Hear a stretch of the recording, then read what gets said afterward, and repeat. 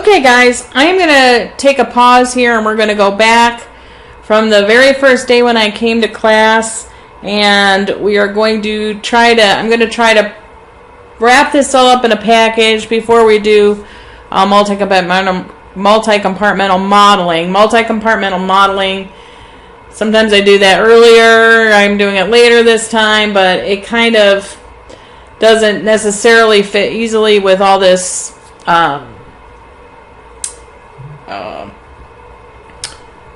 the actually physiological determinants of all of these things. So I'm going to try to put this all together for you. And this is going to be a long video. I apologize already because I don't want to stop since it's sort of the summary.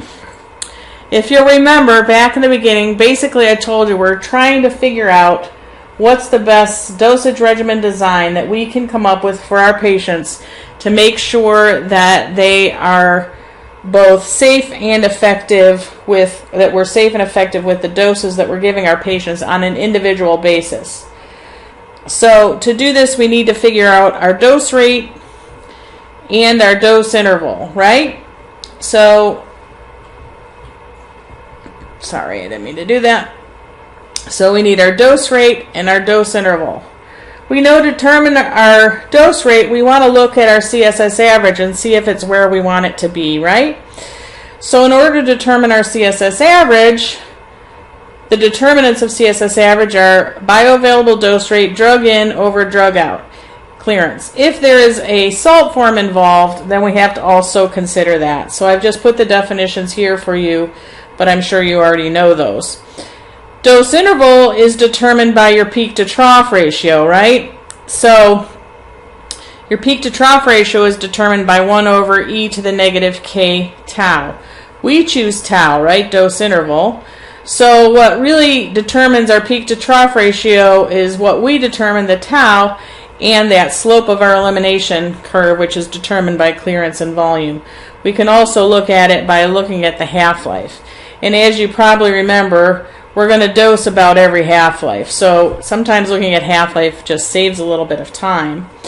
But what determines all of these? Well, the things that it comes down to, right, is, oopsie, didn't mean to go backward. Bioavailability, which is a determinant of CSS average. Clearance, which is also a determinant of CSS average. Volume, which is a determinant of K and half-life. And then clearance again. So remember, now we're going to dig deeper on those three important parameters: bioavailability, volume of distribution, and clearance. So we're going to start out with bioavailability just like we did in class. So we're going to go over what determines bioavailability. We're going to dig a little deeper. What are the determinants? What determines bioavailability? Well, you know this now. It's FA, fraction absorbed, which really just follows the rules of passive diffusion. So you just need to know the rules of passive diffusion and you will understand fraction absorbed. It's a fairly simple concept. It is not Michaelis-Menten because you can't overwhelm it. It's just a passive diffusion, so it's all about that concentration gradient and the drug being in a form to pass through that membrane. We have the fraction that gets absorbed. We have the fraction that makes it through the gut metabolism. When we say gut metabolism, we know that there's enzymes waiting in that gut to metabolize our drug. Usually the CYP drug, specifically CYP3A4, is in a lot of there's a lot of CYP3A4 in the gut, and the P-glycoprotein. P-glycoprotein, you know, is the bouncer of the body. So these enzymes and P-glycoprotein can be inhibited and enhanced, right? So we can have them blocked or we can have them increased. So that is a site of drug interaction. So is the fraction absorbed, right? Then we also have the fraction that escapes hepatic metabolism, which you now know is equal to 1 minus E, E being the extraction ratio for hepatic clearance. So how much drug makes it through that liver. For low extraction drugs, or for drugs that are cleared renally, almost all of the drug is going to make it through the liver, is going to escape that metabolism, so about 100%. So FH will be reaching 1 for drugs that are cleared renally or drugs that are low extraction cleared by the liver. For drugs that are cleared by the liver and are high extraction, we're going to have more of the drug removed, and this is going to be the determinant with this fraction unbound equaling 1 because of non-restrictive clearance. Because these things are involved is why we have route dependence or route dependence, right? So the determinants of bioavailability are there, FA, FG, and FH, and you should be able to determine all the drug interactions that could occur because of that.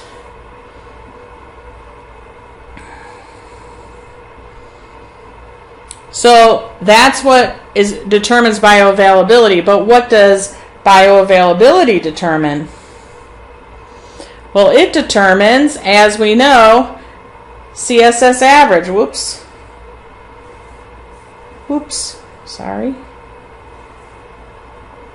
Determines CSS average. Bioavailability determines CSS average.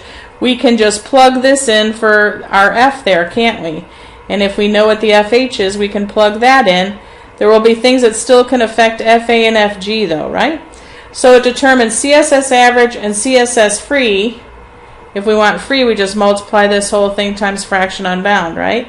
So therefore, bioavailability may result in dose rate changes.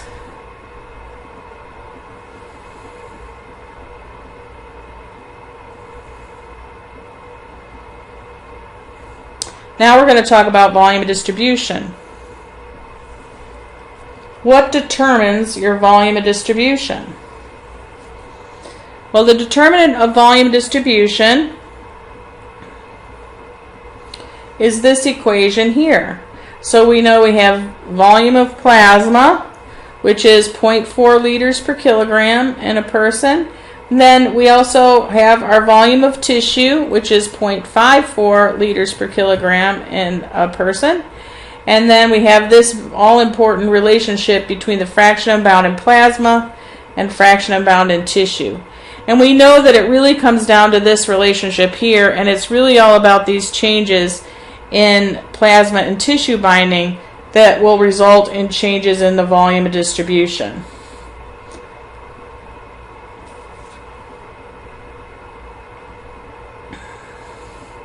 So what does the volume of distribution determine then? Well, we know it helps determine what our loading dose is going to be, right? Our VC, that initial volume. We also know it's a determinant here in both K and half-life. Therefore, it's going to help dictate our dose interval.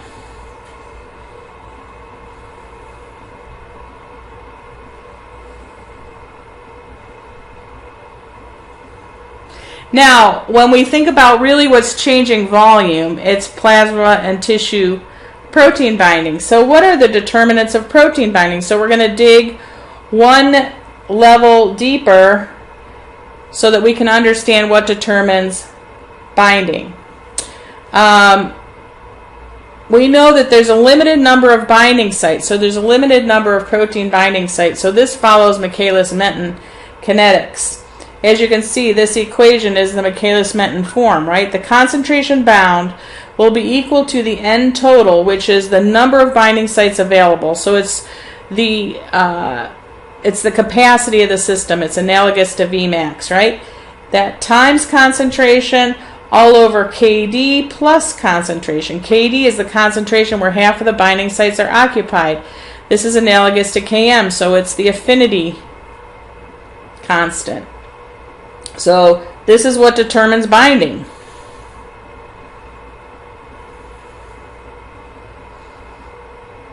That's important to understand because what does protein binding determine?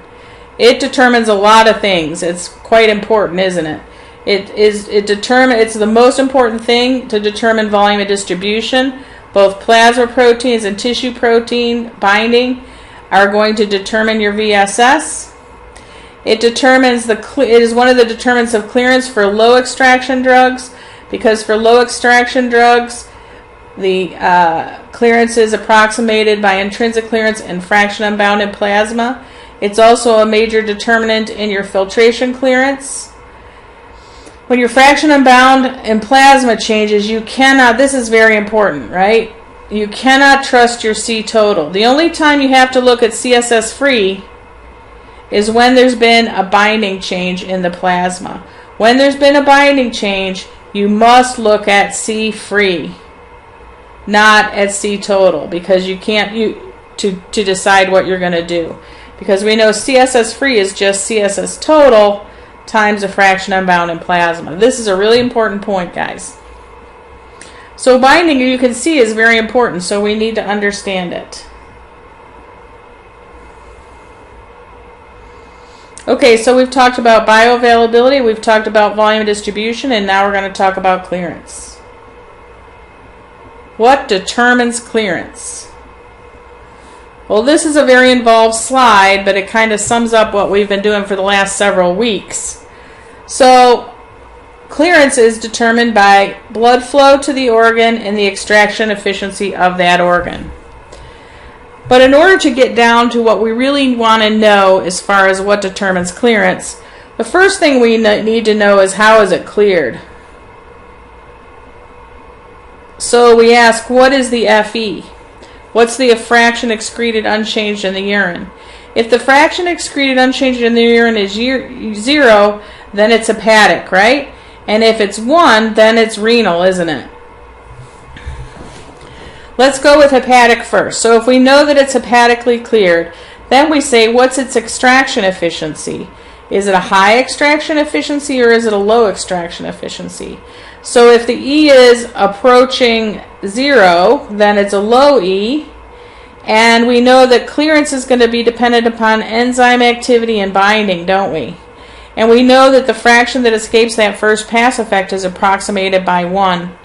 We also know that it's going to undergo restrictive clearance, which means that only the free drug will be free for being eliminated. Only free drug will be fair game for those enzymes. So E will be limited by just the drug that is unbound. If it's not a low E, but a high E, I'm going to change my color here. So what if it's high E?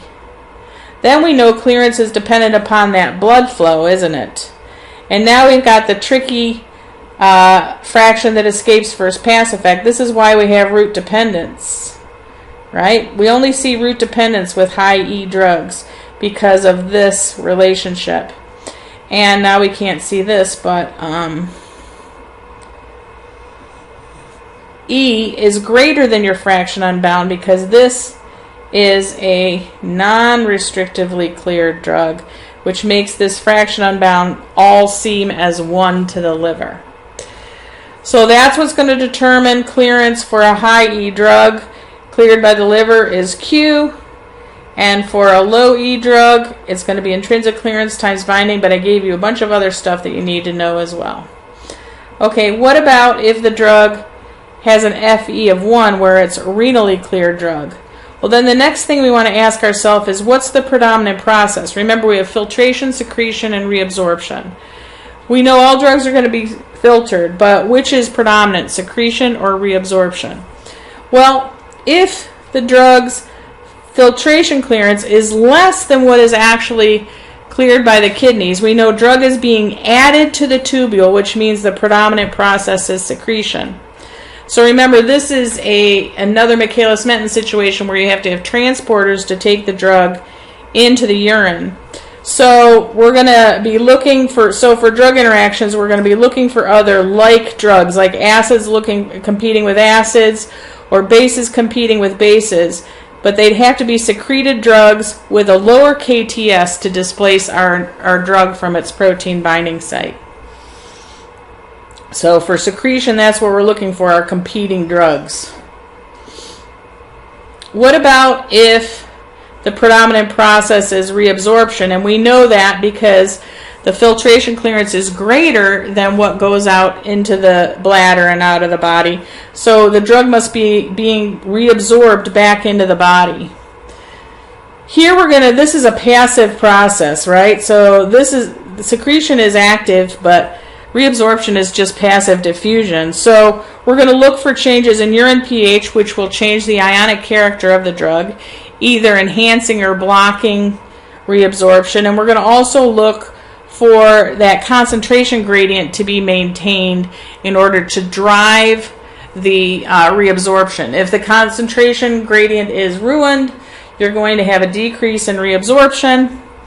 And if you reestablish that by getting rid of a diuretic, then it will enhance reabsorption. So that's a summary of what we've been doing the last couple of weeks, right?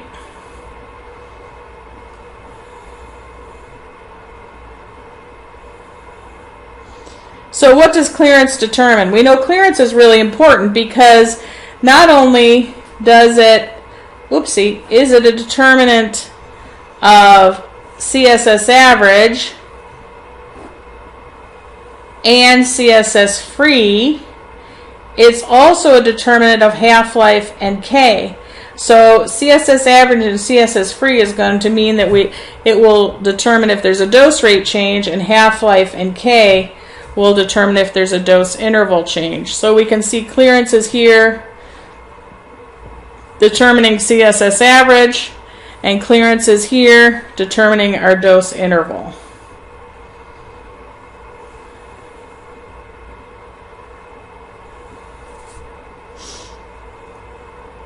Now, we need to dig a little bit deeper here and talk about what are the determinants of intrinsic clearance. Intrinsic clearance follows Michaelis-Menten, because intrinsic clearance, hepatic intrinsic clearance is enzyme activity. It's the number of enzymes available and the relationship between the drug and the enzyme itself. Because there's a limited number of enzymes, it also follows Michaelis-Menten, which you can see here. Vmax are the number of enzymes available, so it's the maximum rate at which you can clear the drug. So this defines the capacity of the system. Km here is the concentration where half of the Vmax or half of the enzymes are occupied. This is all about affinity, isn't it? So we'll either have an increase in the number of enzymes or a decrease in the number of enzymes, or an increase or decrease in the relationship of the affinities of two drugs that will change our intrinsic clearance.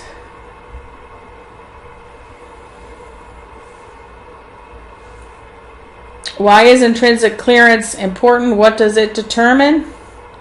Well, intrinsic clearance, hepatic clearancy, I guess I can't spell.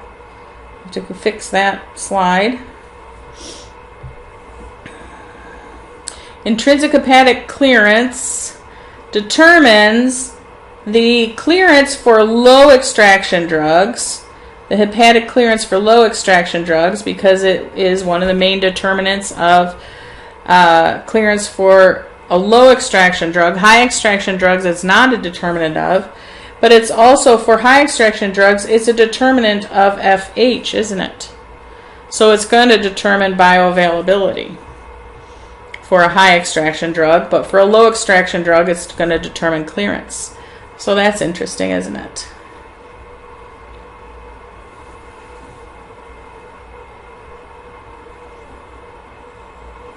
Now, pharmacodynamics, which we're just learning about now. So why do we need to know pharmacodynamics? Well, it sort of pulls everything together, doesn't it? I don't know why I need to write on that.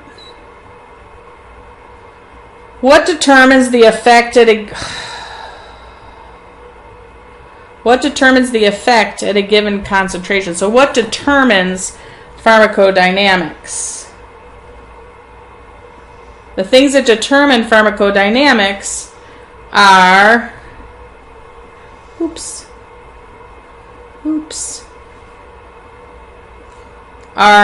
is this model of our effect being determined by the Emax times concentration all over C50 plus concentration. This should start to look very familiar. Again, it's Michaelis-Menten, isn't it?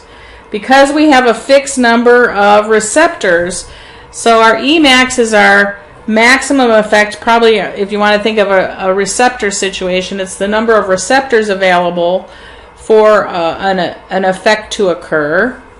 Concentration is our concentration of our drug, so it's all about this relationship between concentration and effect. Concentration determines effect, right? So we have Emax and C50, just like we would in any Michaelis-Menten situation. C50 is the concentration where half Emax occurs. And again, you can think about half of the receptors that are needed to cause an effect being full. And it's analogous to Km. So this is the affinity and the capacity of the system and concentration. This gamma slope factor is really a mechanism to make the model fit, and does tell us something about that relationship between concentration and effect, doesn't it? About the slope, right? So this gamma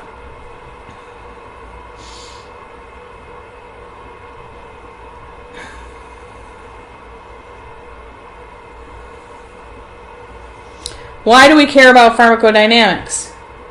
What do they determine? Well, in the end, they determine the target concentrations that we need for our given effects.